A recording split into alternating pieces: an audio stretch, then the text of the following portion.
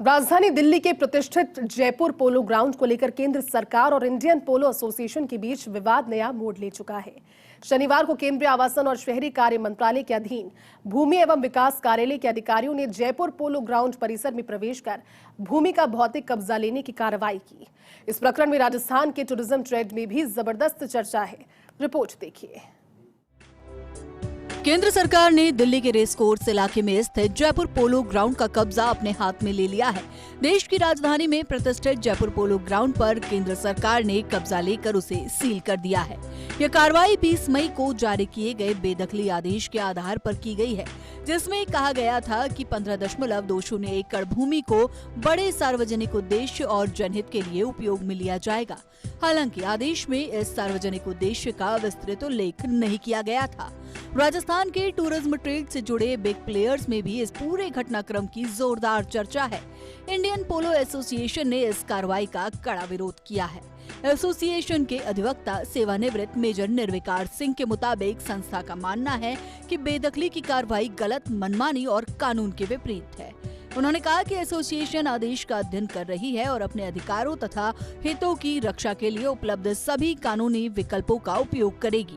मामले में 8 जून को केंद्र सरकार ने दिल्ली हाई कोर्ट को आश्वस्त किया था कि 12 जून तक कोई जबरन बेदखली कार्रवाई नहीं की जाएगी। उस समय हाई कोर्ट ने सरकार के इस आश्वासन को रिकॉर्ड पर लिया था। ये राहत इसलिए भी महत्वपूर्ण थी कि इंडियन पोलो एसोसिएशन ने सेशन कोर्ट में बेदखली आदेश के क्रियान्वयन पर रोक लगाने की मांग की थी। हालांकि 12 जून को सेशन कोर्ट की अवकाशकालीन पीठ ने एसोसिएशन को राहत देने से इनकार कर दिया। अदालत ने कहा कि ऐसी मांग पहले भी उच्च न्यायालयों के समक्ष रखी जा चुकी है, जिसमें कोई राहत नहीं दी गई है। न्यायिक अनुशासन को ध्यान में रखते हुए कोर्ट ने बेदखली आदेश के क्रियान्वयन पर रोक लगाने से साफ इनकार कर दिया। इस बेदखली आदेश के खिलाफ इंडियन पोलो एसोसिएशन की लंबित मुख्य अपील पर 17 जून को सुनवाई होनी है।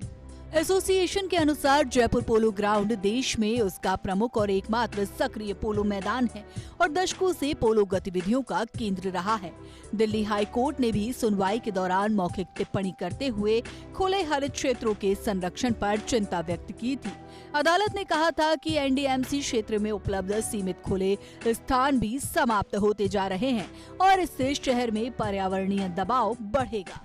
उधर केंद्र सरकार का कहना है कि कमाल अतातुर्क मार्ग क्षेत्र की भूमि, जिसमें Delhi Gymkhana club, Delhi race club और जयपुर पोलो ग्राउंड शामिल है, सार्वजनिक हित के लिए आवश्यक है। सरकार ने रक्षा अवसंरचना को मजबूत करने और अन्य महत्वपूर्ण सुरक्षा उद्देश्यों के लिए इस भूमि की जरूरत बताई है।